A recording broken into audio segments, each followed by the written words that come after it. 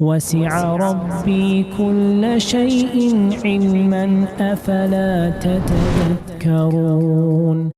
الحمد لله رب العالمين والصلاة والسلام على عبد الله ورسوله نبينا محمد وعلى آله وصحبه أجمعين. Assalamu alaikum wa rahmatullahi wa barakatuh.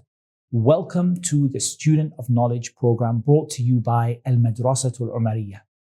In this video, inshallah ta'ala, I'm going to be giving you an overview of the program itself, some of the choices that you will be able to make, inshallah, and some of the key points, and if you like, an introduction or an explanation of how the program is, how it's going to work, and how you should approach it, inshallah. So first of all, this is an online program for serious students of knowledge who strive for excellence in each and every branch of the Islamic sciences. Now, I want to highlight that, serious students of knowledge. There are many programs available online. There are some fantastic programs and fantastic institutes out there. Al-Madrasatul Umariyah aims to be different in the sense that we are very much targeted towards serious students of knowledge, people who want to excel in each and every branch of the Islamic sciences, as opposed to someone who wants to learn the basics of maybe how to pray, the basics of how to fast, or somebody who wants to learn, for example, how to perhaps raise their children properly, somebody who perhaps wants to learn a little bit of tafsir but is not really much interested in other things. All of those things have their place within the AMAU courses, but this particular program is really for the most serious students who want to learn each and every branch of Islamic knowledge. This course is taught from beginning to end with classical books. We don't teach from PDF notes. We don't teach from sort of contemporary works unless there is nothing else available. Generally speaking, you will be learning classical books, grounding yourself in the knowledge that came from the early generations. What makes this program unique is that the Arabic texts are explained in the English language. Now, here again, I want to be very clear about something. I use the word Arabic texts. The ayat, the hadith, the quotes, the principles and points are given to you in the Arabic language. If we didn't give them to you in Arabic, then it really would be a waste and it would require a duplicate effort from you. You would learn them in English and then again, later on, learn them in Arabic. We will give you the ayat, the hadith, the quotes, the points, the main things that you need to note, the principles and rules in the Arabic language. However, they will be explained to you in English all the way throughout the course, even to the very advanced level. English is used as a medium to explain. And that is because there are many times where you might feel more comfortable, even when you learn Arabic, more comfortable perhaps picking up certain finer points or certain details in English while still staying connected and grounded in the Arabic texts. So it's very important to note that we will not be leaving Arabic, nor will we be teaching every single thing in English. Instead, Arabic is used as the core and the English is used to explain. There is also a dedicated program for learning Arabic from scratch. You don't even need to be able to read or write Arabic. Everything is given to you from the very beginning. There is a very strong emphasis on this course on personal and spiritual development, which is necessary to be a successful student of knowledge. It's surprising how many students of knowledge fail because of the issues related to personal and spiritual development. We are talking, when we talk about the course, which is the introduction to the etiquettes of the student of knowledge, how important it is to honor the knowledge that you're studying, how important it is to have the right etiquettes and manners, and to be a serious student. It requires a serious set of behaviors and a serious attachment to etiquettes and manners. It requires spiritual development because the light of Allah is not given to a sinner, as is famously quoted from Imam al-Shafi'i, rahimahullah ta'ala. The light of Allah is not given to a sinner. And so personal and spiritual development are very much a part of this program from the beginning of it, insha'Allah ta'ala. Who is this program for? This program, as we said, is an online program for serious students of knowledge who want to gain and strive for excellence in each and every branch of Islamic knowledge. It doesn't require prior study experience, but it does require a considerable amount of dedication and commitment. It's not the case that you have to have studied before, or you have to know Arabic, or you have to be able to read Arabic, or that you have to, for example, have at least studied the basics. No, it's not a requirement. There are no prior requirements to taking the course. However, you do need to be dedicated and have commitment, because it's not a course which is at a very basic level. It starts off extremely basic and it goes as far as we can take you and as far as Allah gives us the success to be able to take you, inshallah. There are no specific limitations in terms of age. However, the student does have to be mature enough to be serious about study and to have a sufficient level of understanding to be able to follow the videos. I'm not going to put a number on that, an age on that. I'm not going to say that the student has to be 15 or the student has to be 13, because there are some children who are younger than that, who have the maturity and have a level of understanding that they are able to follow the videos. However, if you're in doubt, try your child out on the program and see how they manage it. It is a program designed primarily for adults, in the sense that we have a dedicated junior program for younger children. However, it really does depend on the child, and there are some children who are very, very dedicated and serious about study, who are mature beyond their age and who are able to follow a program like this. And ultimately, that's a decision that a parent has to be able to make for their child, but we don't have a specific age limit for the program. It is a long-term commitment. This program is not something that will finish in a year or 2 years, insha'Allah ta'ala. It's not something that is a 4-year program or a 5-year program. It's not equivalent to a degree or a degree plus masters. It is a program for people who want to seek knowledge from the cradle to the grave, insha'Allah ta'ala. Someone who has that long-term vision. And yes, some people may finish it in a number of years. I don't want to put a number on that, but they may finish it in a set number of years. Others may take a very, very long time. Others may strive to finish and not reach the end. And ultimately, Islamic knowledge is not something you gain in 5 years and then you put it in your pocket and that's it, it's finished. It's something that is a lifelong commitment. And inshallah ta'ala, this program is a major part of that. It's not the only commitment, but it is a good, strong, solid beginning, inshallah ta'ala.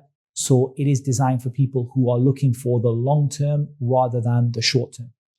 There is a certain amount of flexibility involved. There are some restrictions on who can study what subject. And as you progress further through the course, there are some restrictions about what you must have studied before you go to another advanced level, for example. But in general, there is a degree of flexibility. It's not the case that every student must have 30 hours a week. It's not the case.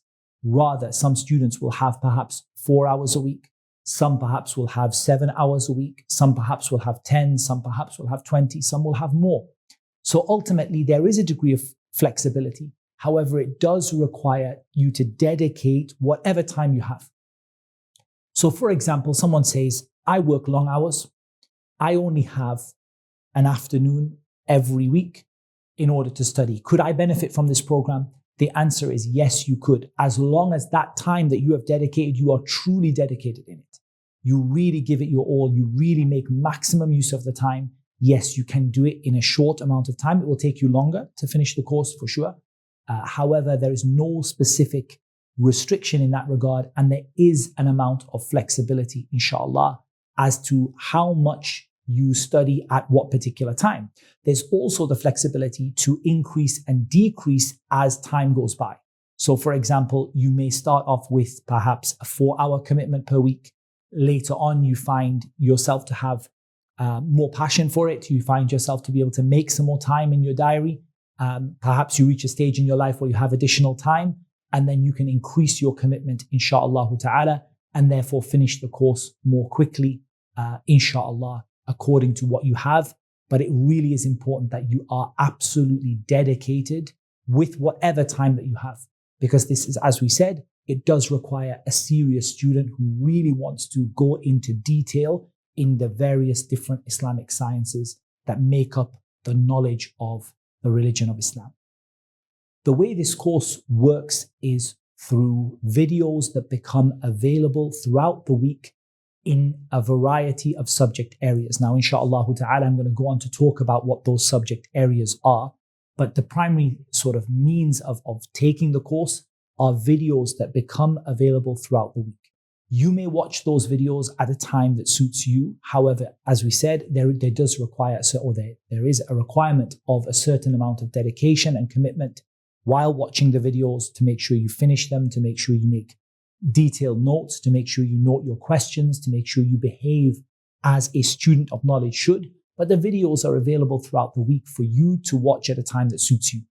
If you are not able to watch all of the videos because of your time commitment, and that could be the case for many people, you may choose certain videos or certain subjects that you follow, and then later on take other subjects to be able to catch up according to what we're going to explain, inshallah ta'ala, shortly. There are also regular live Q&A sessions in which you can ask your teacher regardless of wherever you are in the program.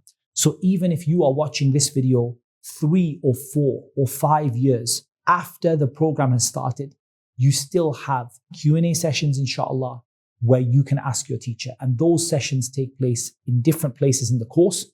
For example, at the end of every class or the beginning of a class, a teacher may choose to answer certain pre-submitted questions from the students. And likewise, there are regular drop-in sessions where the student can drop in, ask a question, and interact with the teacher in a more direct manner. Both of those options are available according to a predetermined schedule which is available and which is given out to the students when they start, inshallah ta'ala. So how does the course begin? So if you're watching this video, inshallah ta'ala, this is one of the very first videos that you're going to watch, inshallah. And we're going to start with the introduction to studying at Al-Madrasatul Umariyah. There is a course for that, a particular course which is called an Introduction to Studying at AMAU. And there is then another course which is called Al-Madkhalu ila Adabi Talib al-Ilm. It's called an Introduction to the Etiquettes of a Student of Knowledge, talking about the ways and means to sort of approach knowledge, how knowledge should be sought, and to talk about some of the etiquettes of doing so. Upon finishing that, there is a final exam for that level, which is an Introduction to Studying at AMAU, and then you move on to the course proper, which is the pathways. Now, when we talk about pathways, these are what we call masarat or study pathways. A lot of institutes are organized by subject, and that's probably the norm. You have fiqh, usul al-fiqh, hadith, mustalah al-hadith, tafsir, nahu, sarf, all of these different sciences, which inshallah you will learn what they are later on. Perhaps you've heard of them, perhaps you haven't. But generally, many institutes are divided by individual topics.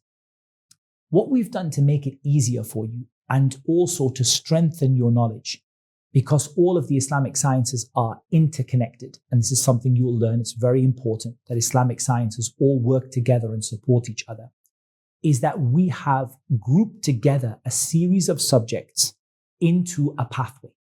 So let me give you an example that I think inshallah everyone will be able to understand. Let's talk about the Qur'an.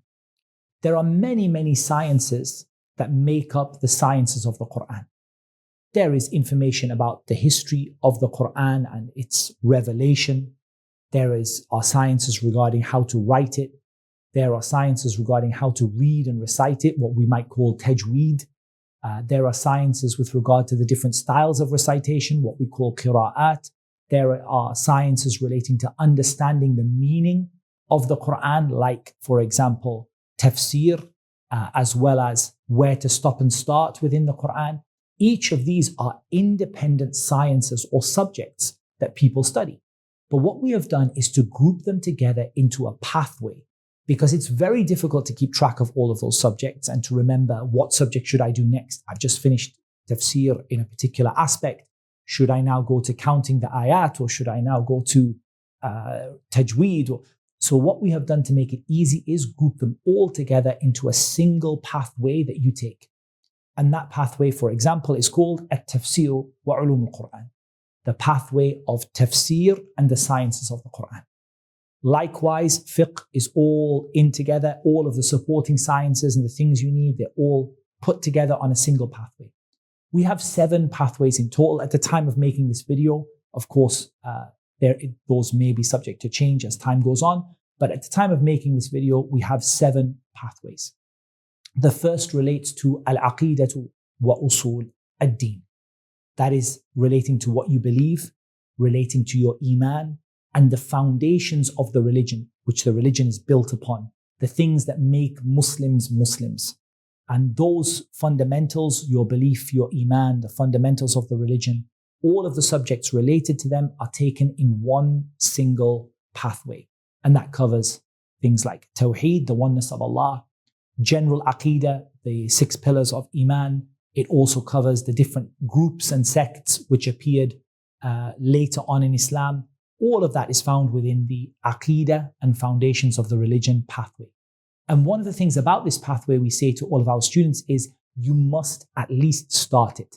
We're not going to say that you must have finished a certain amount every week or a certain amount every month, but you must have at least begun this pathway. The second pathway that we have is fiqh and its principles. And that relates to all of the actions and rulings of Islam. It could be down to rulings related to prayer, or rulings related to fasting, rulings related to business transactions or marriage, all of these different types of rulings, and all of the fundamental sciences relating to how to understand the rulings in Islam and how to derive them and the principles that they are based upon. All of that is grouped in together into a pathway which is called al-fiqh wa usuluhu, fiqh and its principles. And again, if you are limited in time, my recommendation, and it's also the recommendation of Ustadh Abdurrahman Hassan as well, is that you start with Aqidah and if possible, fiqh. And the reason for that, and we've made this pathway number 1 and 2, is because Aqidah deals with your fundamental beliefs, and that's the most essential thing that a Muslim can have. And fiqh deals with how to practice your religion. So if you have your fundamental beliefs and you have how to practice your religion properly, that's a really good start. After that, we have a tafsir wa ulum al-Qur'an, tafsir on all of the sciences of the Qur'an. That includes tajweed, the different styles of recitation, how to write the mushaf, many different things in there. We also have al-hadith wa ulumuhu, hadith and all of its sciences. So that includes studying the texts of the hadith. It includes authenticity of the hadith. It includes the narrators of the hadith. It includes all of the sciences regarding grading hadith and how to know what is authentic and what is not authentic. Our 5th pathway that we have is seerah and history. So we're looking at the biography of the Prophet ﷺ, and we're also looking at subjects related to it, such as the shama'il of the Prophet ﷺ, his characteristics or what he was known for, how did he look, how did he behave. We also look at history. So that can include the time prior to Islam, as well as the history which came, the time of Islamic history, what we call a tarikh al-Islami, the Islamic history sort of post Islam or after the time of the Prophet Muhammad sallallahu alaihi wasallam. Our 6th pathway that we have is related to ulum al-Arabiyyah, the sciences of al-Arabiyyah wal-Mantiq, and logic and reasoning. So the sciences of the Arabic language, in here, it is not about learning Arabic. So it's very important to note, this pathway is not about learning to speak Arabic as a second language. It is about the sciences that make up the Arabic language. Things like grammar, morphology, the history of the language, the dictionaries of the Arabic language. It is extremely important, and a lot of rulings are based upon the understanding of Arabic. It's very important. But at the same time, it's not the pathway for just learning Arabic. It's to do with the sciences of the Arabic language itself.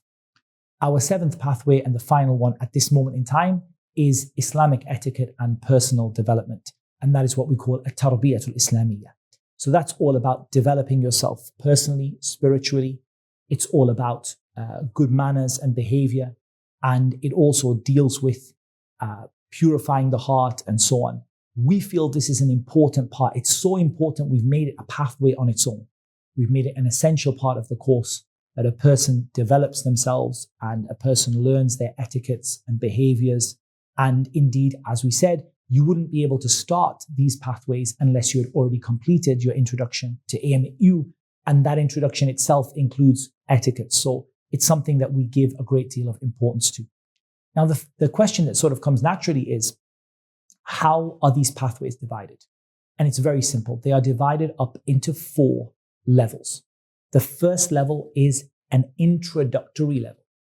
And what we mean by an introductory level is that you will be introduced to the science, because some of these you've never heard of before.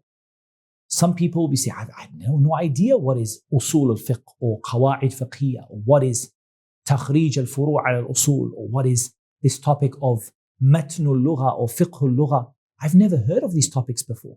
So the introduction is all about getting you ready to study. And the introduction is typically not based on classical books. Some of them are, but it's typically based on contemporary works along with the teacher's notes to get you at a stage where you are comfortable to understand the book that you're about to study. So if I were to just open a classical book, first page, and start to teach, many people would feel lost. Many people might feel confused. People might feel like there's a lot they are missing. So the goal of these madakhil, or these introductory levels, is to give you a small course in each subject so that you feel confident in approaching your books when that time for that book comes. And in fact, many things are taught in those levels. It's a very, very interesting level. Many things are taught that are essential to be able to understand the book that is going to follow. The definition of the subject, where did it come from, who wrote about it, what kind of books are there, what are some of the pitfalls or mistakes or areas of confusion. I'll give you a simple example. In the introduction to fiqh, we deal with things like, why did the scholars differ among each other? We deal with things like a madhab. Should you follow one? What do you do with one? How do you use it to your benefit? And how did people go astray with regard to the madhab? So these kind of key questions that a person would want before they open a classical book of fiqh and they start to study a classical text like Matan Abi Shuja', the first text of fiqh in our course. Before they even open the book, they understand why the scholars differ. They understand how to use evidences. They understand what a madhab is, and so on. So these key points are also dealt with at the introductory level. Now, every time you take a course with a Madrasatul Umariyah, there is a short exam at the end of the course. And at every level, there is a larger, more comprehensive exam to pass the level. Generally, you do have to pass a level to go on to the next level in the same subject, but you don't have to pass between the pathways, in the sense that you can be studying Aqidah and also fiqh and also tafsir and also hadith and also seerah and also Arabic and also Islamic etiquettes, as long as you haven't reached the end of the level. When you reach the end of the level, you do have to take an exam to progress to the next level. And these are online exams that are made available to you. The next level up is the beginner's level. And the beginner's level is all about our first set of classical texts. You'll be studying many sort of smaller sciences inside of a pathway. As we said, we group all the subjects together that you need in one place. And each one goes with progression right from the very beginning onwards. Along with these pathways, which go up to intermediate and then advanced, there is also a memorization program for each pathway.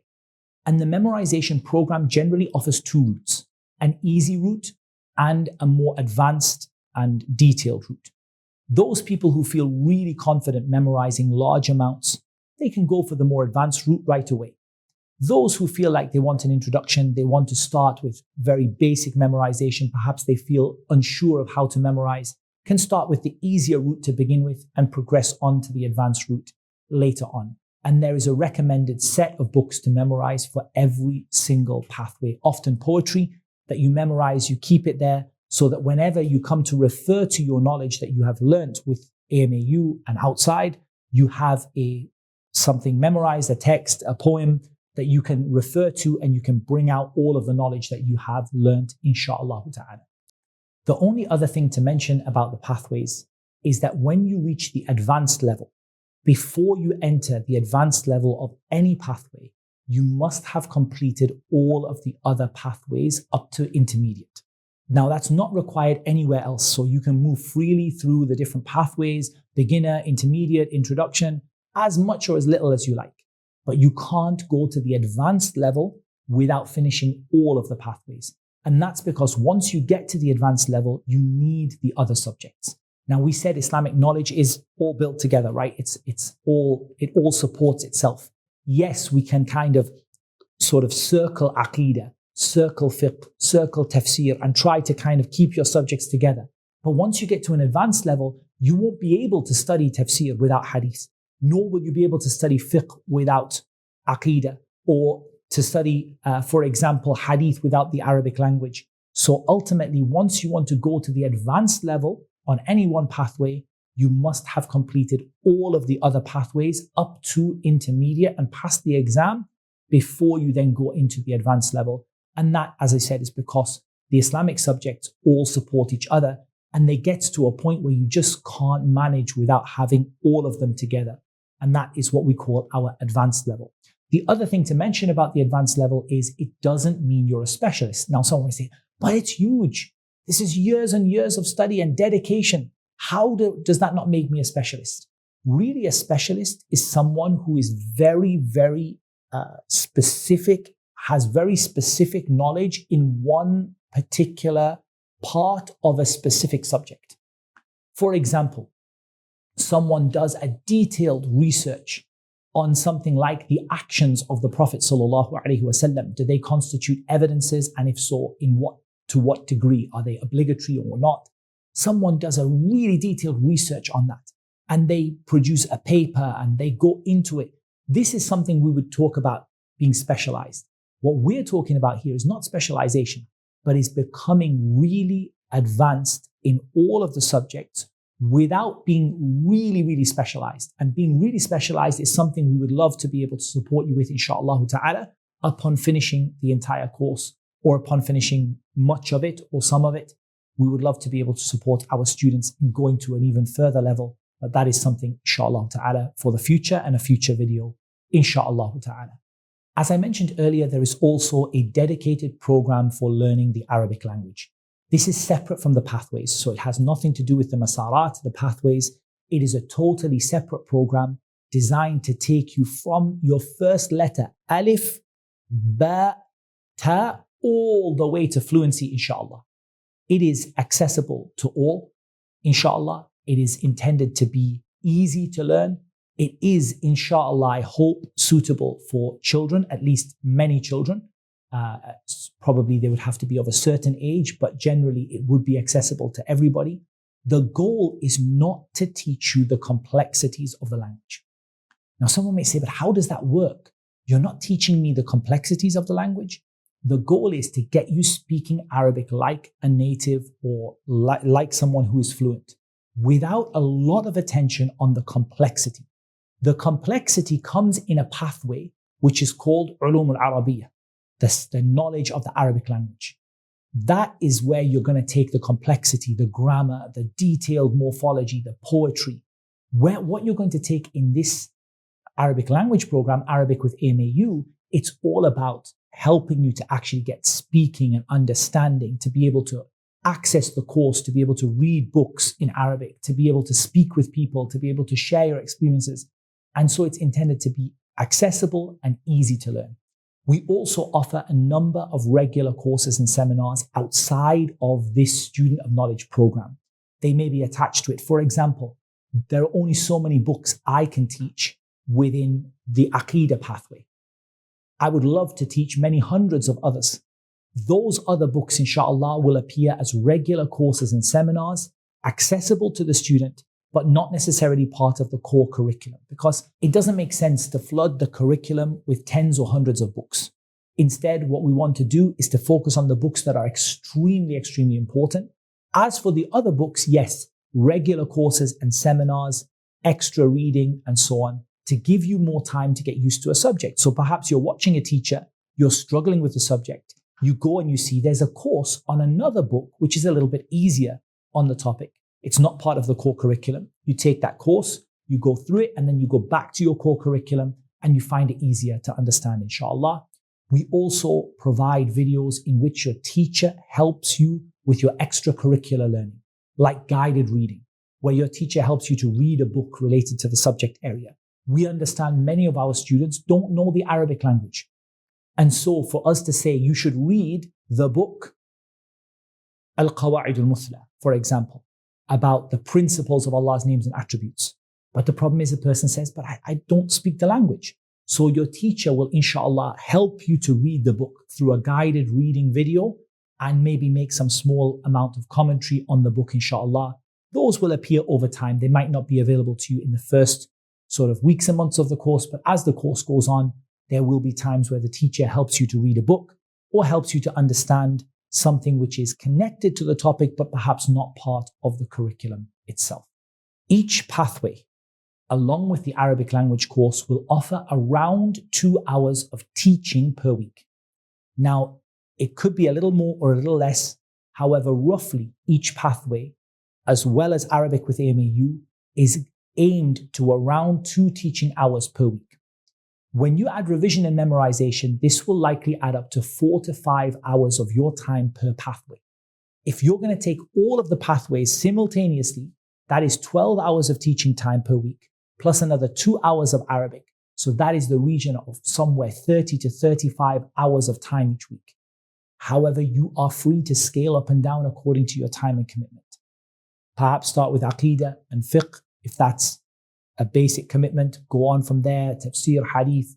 And some people will love to do all of them together and will be more than capable of doing that. So we don't want to discourage you from that. We just want you to look at your time and be honest. You will need 2 teaching hours per pathway, and that you will need around about 4 to 5 hours of your time per pathway in total when you include revision, memorization, and so on. That will add up to 30 hours or so per week if you're taking everything. And if you're taking half of the topic, half of that, if you're taking half of the pathways, half, or if you're taking 2, it will require, for example, 6 to 8 hours of your time per week, and so on. The final thing that I want to talk about is memorization of the Qur'an. There's no doubt that memorization of the Qur'an is a prerequisite for any serious student of knowledge, and AMAU's institute is no different. Inshallah, we will put together a program for Qur'an memorization. Approximately what we're going to ask is that every single student who is at beginner's level aims to memorize during the time of that beginner level. They aim to memorize around 5 juz of the Qur'an, 5 ajza of the Qur'an. When they reach intermediate level, they should aim by the time they finished intermediate to have memorized 15. And by the time they've reached the end of advanced, they should have aimed to have completed the whole Qur'an. Now there will be tips, there will be videos, there will be support for you to be able to do that, inshallah. But the goal is by the time the student finishes the advanced level of each pathway, they should have memorized the entire Qur'an, inshallah, along with a lot of poetry and texts which help them to recall the information and support them. It may sound like a lot, but honestly it isn't. It starts off very, very small, a long time to do the first 5 ajza, the first 5 juz. You get a very, very long time to do that, perhaps in the region of 2 years or more. And then as time goes on, you build up your memorization of the Qur'an, inshallah. So this video is just how to get started, how to become familiar with the course, how to approach it and what to expect. That is what Allah made easy for me to mention, and Allah knows best. Wassalatu wassalamu ala nabiyyina Muhammad wa ala alihi wa sahbihi ajma'een.